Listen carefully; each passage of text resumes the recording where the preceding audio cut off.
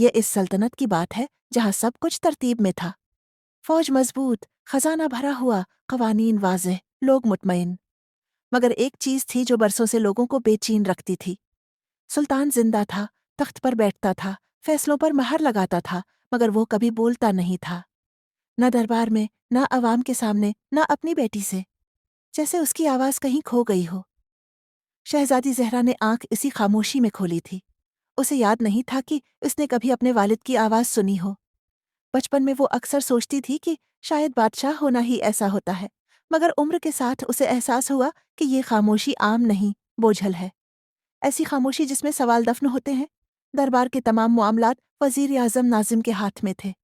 वो नर्म लहजे में बात करता, मुस्कुराता और हमेशा यही कहता कि सल्तनत अमन में है, सवालों की जरूरत नहीं। जहरा को ये जुमला खटकता था। अगर सब ठीक है तो सवाल से डर क्यों?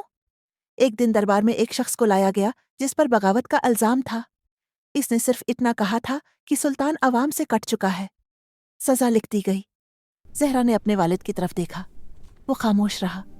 इसी लम्हे जहरा ने महसूस किया कि खामोशी कभी कभी रजामंदी बन जाती है। इसी रात जहरा महल के इस हिस्से में गई जहां जाना मना था। पुरानी किताबें, गर्द और माजी की बासी खुशबू। वहां उसे अपने दादा सुल्तान की डायरी मिली। लरुस्ते हाथों से उसने सफ़ा खोला। लिखा था कि बरसों पहले सुल्तान ने एक दिन दरबार में सच बोल दिया था। इसने कहा था कि कुछ फैसले गलत थे, कुछ वजीर ताकत के भूखे थे और कुछ इंसाफ सिर्फ कागज पर था। इसी दिन से सल्तनत हल गई। बगावत नहीं हुई, जंग नहीं लड़ी गई, मगर सच ने लोगों को सोचने पर मजबूर कर दिया। और सोच सबसे खतरनाक चीज होती है। डायरी के आखिरी सफ़े पर लिखा था कि उसके बाद एक कानून बनाया गया। तख्त पर बैठने वाला अगर सच बोलेगा तो सल्तनत कमजोर हो जाएगी। इसलिए सुल्तान को खामोश रहना होगा ताकि निजाम चलता रहे। जहरा की आंखों के सामने सब वाजे होने लगा। ये खामोशी बीमारी नहीं, विरासत थी। अगले दिन जहरा ने अपने वालिद से दोबारा बात करने की कोशिश की। उसने कागज पर लिखकर सवाल किया, अगर सच ना बोला जाए तो इंसाफ कैसे जिंदा रहता है? सुल्तान ने काफी देर तक कागज देखा, फिर लिखा, इंसाफ अक्सर कुर्बानी मांगता है और कुर्बानी देने वाला हमेशा हुक्मरान नहीं होता। इसी लम्हे जहरा को एहसास हुआ कि असल तख्त वजीर के पास नहीं, खौफ के पास है। वो खौफ जो सच के नतीजे से पैदा होता है। कुछ ही दिन बाद वजीर आजम नाजिम ने ऐलान किया कि सुल्तान कमजोर है और अब शहजादी को तख्त संभालने की तैयारी करनी चाहिए। ये पेशकश दरअसल एक जाल थी। तख्त तो मिल जाता, मगर वही खामोशी उसके हिस्से में आती। तख्त नशीनी के दिन जहरा ने गैर मुतवक्का काम किया।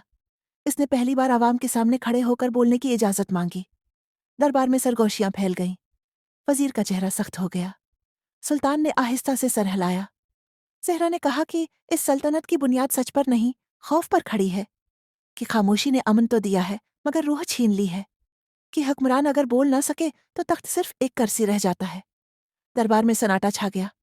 ये वो लम्हा था जिससे सब डरते थे। किसी बगावत ने जन्म नहीं लिया, कोई तलवार नहीं उठी, मगर इस दिन के बाद निजाम बदलना शुरू हो गया। वजीर की ताकत कम होने लगी। फैसले सवालों के साथ होने लगे। सुल्तान पहली बार मुस्कुराया, जैसे बोझ हल्का हो गया हो। चंद महीनों बाद सुल्तान दुनिया से रुखसत हो गया। जहरा तख्त पर बैठी।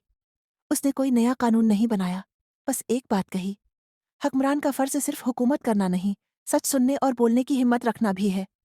लोग कहते हैं वो सल्तनत पहले जैसी मजबूत नहीं रही, मगर जिंदा हो गई। क्योंकि खामोशी में चलने वाला निजाम टूटता जरूर है, बस वक्त लगता है। और सच वक्ती खतरा होता है, मगर मुस्तकिल नजात।